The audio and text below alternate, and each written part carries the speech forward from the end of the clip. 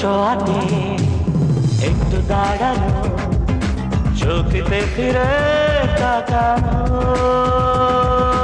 এক পলকে সেই দেখাতে কেন ওঠে ঝড় এই মনেতে।